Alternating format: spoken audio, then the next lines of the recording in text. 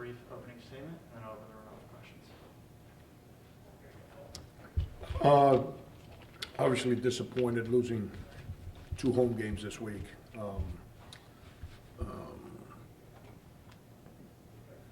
It's didn't handle the preparation part obviously as well as we needed to. Adversity is always hitting.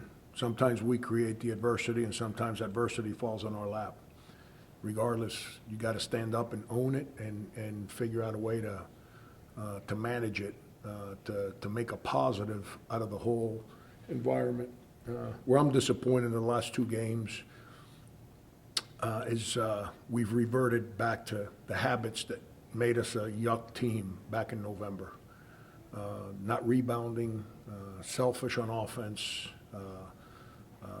not playing with a purpose offensively, not playing through who we've established to become offensively, and then not rebounding the basketball. That's 2 games in a row, but disappointed. Coach, is the most important thing right now just getting guys healthy as you get ready for this final stretch? Yeah, I mean, I can sit here and talk to you about, we had 6 guys in practice yesterday, three guys that are redshirting and 6 guys that are eligible to play. That's what we had at practice yesterday. No one in the starting 5 practice. Marquis Worthy left here after whoever we just played, Davidson, and they took him straight to put an IV in him, and he's been bedridden for 3 days. He just showed up to play the game today because he's been in bed for 3 days. All those guys, they're all sick, man. And, guys that line up and play, I respect, man. I got, guys that figure out a way to play, I respect. But being sick doesn't mean we should revert to bad habits. If we don't have the energy to go block a shot or get a hard rebound or the legs to make a shot because we've been in bed for 3 days, I get it. But to play selfishly, offensively, not compete defensively, like that's what we were back in November, and that's it's my job. I got to get it right. We can't go backwards.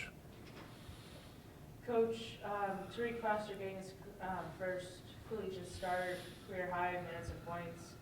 Can you talk about how much he's grown since the start of the season, how he earned this spot today? It's everyone, we've created this environment in college athletics where as soon as somebody doesn't play or doesn't whatever, everyone says, "Oh, you got to leave," and they all get up and run for the hills. And then they never learn. They just adapt to a new environment. Then guess what? Since they didn't learn, they don't play wherever they go, so they fail there too. Tariq works every day. The problem is that he's playing behind our most consistent perimeter defender. He's playing behind the guy that's the most consistent offensive rebounder on our team, and has a clear understanding of what I want done offensively.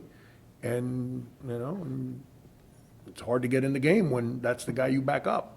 I think Tariq's a better player as a starter than he is as a bench player. I'll leave that to answer after the season if you want. I'm not going to get into that one right now. But that's what college athletics, that's what life's all about. You get out of your bed, you do your job every day. Eventually you're going to get a chance. If you pout and mope and blame and complain or run away, you never get better. You never get the chance. When you show up and you compete every day, which he does, and he tries to do things the right way, eventually they're going to call your number. Are you ready? And obviously he went out there today, and we need him to be a better defender. We need him to be a better rebounder. He's got to learn the ball. When the ball gets in his hands, the ball sticks a little bit too much. And he's got to understand that better, but give him tons of credit. I mean, Tariq's a good player. There's nothing wrong with Tariq. I'm really happy that rather than sulk and pout, he embraced this opportunity. I know what he did today builds confidence in me that I can throw him out there, which is life. I don't dislike people. By the way, just for the popular thing around the world, coaches don't play people they like. Sometimes we play people we can't stand. But you know, we got to win the game, and you got to play people that do what you ask them to do on the court, whether you like them or not. I like Tariq a lot. Tariq's a really good kid. I'm really happy that in that opportunity he was ready to go. Jalen and Jaden being the two that ended up missing because of illness, where were the areas that you emphasized, you know, that you wanted the team to step up in without those two? Yeah, Jaden had the flu. Jalen has something going on with his wrist. I got no idea what it is. All the tests came back negative, so I don't know what's going on there. Say the second part to your question. Where were the areas you wanted the team to step up in without having both of them? Yeah, I mean, we had too many turnovers without Jalen on the court, and, you know, so now you make Rasul more of your primary ball handler. He becomes easier to guard because now people can put two on the ball right away, and, you know, and then Jaden, like I just explained, he's our most consistent defensive player, most consistent offensive rebounder, and he knows exactly what we're trying to do offensively, so he knows when to cut, where to cut, and he knows where the passes are at.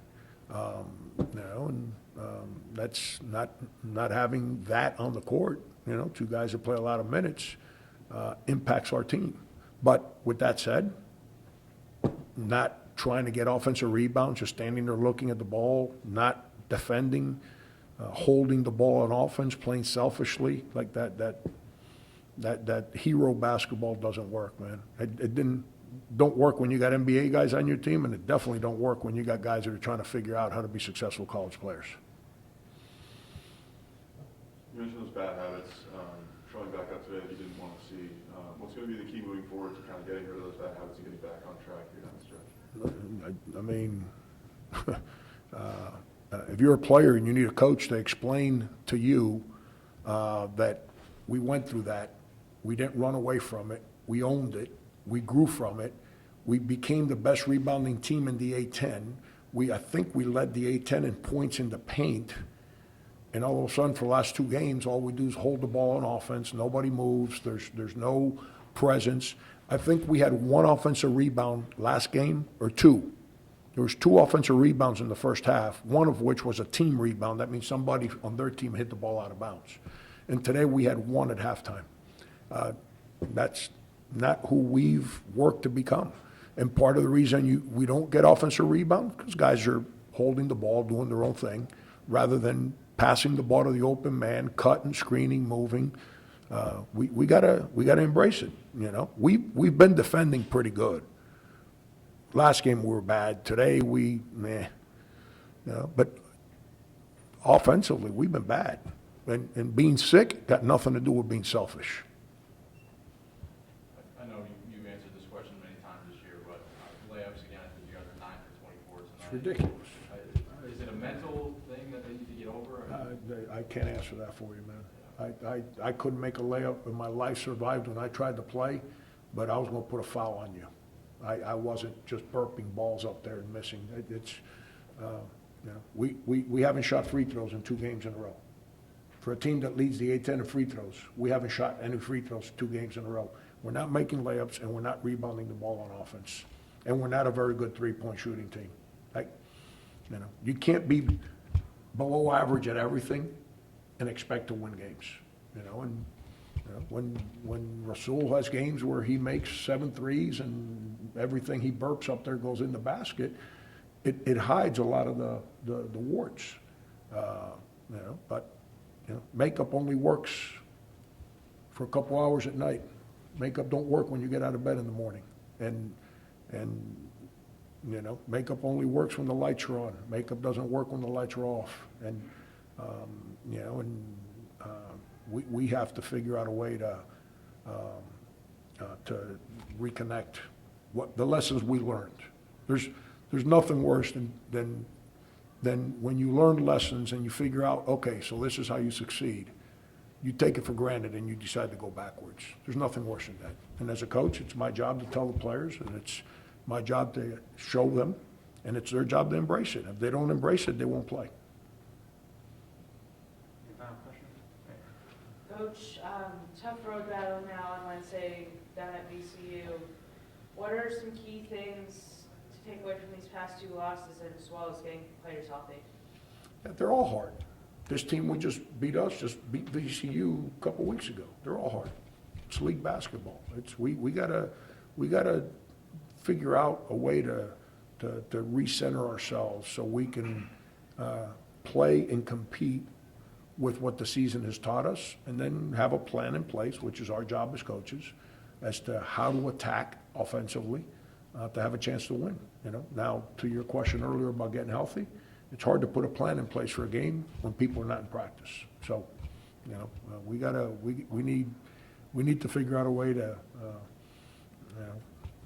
get guys, feel better, for lack of better words, and then we got to practice. We haven't practiced since before the Davidson game, just no practice, and it's hard. It's really hard to win games with no practice. Now, if I had a team where I had 6, 7 guys that have been with me for 3 years, we'll figure it out. We've got a bunch of first-year players. It's hard to get. Thanks, everyone.